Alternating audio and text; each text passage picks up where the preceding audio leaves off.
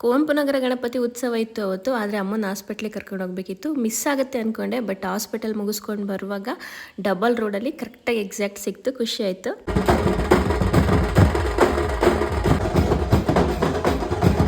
ಪುನೀತ್ ರಾಜ್ಕುಮಾರ್ ಅವ್ರದ್ದು ನನಗೆ ತುಂಬ ವಿಶೇಷ ಅಂತ ಅನ್ನಿಸ್ತು. ಲಾಸ್ಟ್ ಟೈಮ್ಗಿಂತ ಈ ಸಲ ಇನ್ನೂ ವಿಭಿನ್ನವಾಗಿತ್ತು. ಇದೆಲ್ಲ ಲಾಸ್ಟ್ ಟೈಮ್ ಇರಲಿಲ್ಲ, ಬಟ್ ಈ ಸಲ ತುಂಬಾ ಚೆನ್ನಾಗಿ ಮಾಡಿದರು.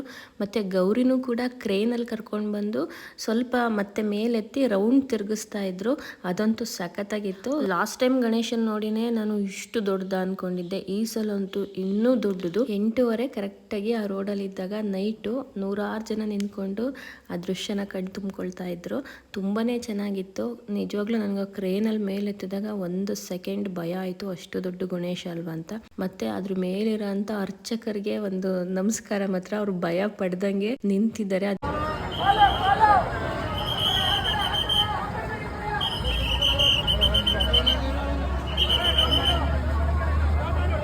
ಗಣಪತಿ ದರ್ಶನ, ಗೌರಿ ಗಣೇಶ ನೋಡಿ ತುಂಬಾ ಖುಷಿ ಆಯಿತು. ಅಮ್ಮನೂ ಕೂಡ ಖುಷಿ ಪಟ್ಟರು.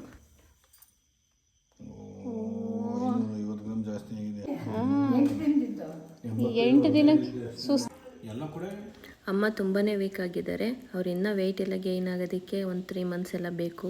ಸೊ ಫುಲ್ಲು ರೆಸ್ಟ್ ಮಾಡಬೇಕು ಅಂತ ಡಾಕ್ಟರ್ ಹೇಳಿದ್ದಾರೆ. ಸೊ ನಾವು ಬಂದು ಊಟ ಮುಗಿಸ್ಕೊಂಡ್ವಿ. Thank you.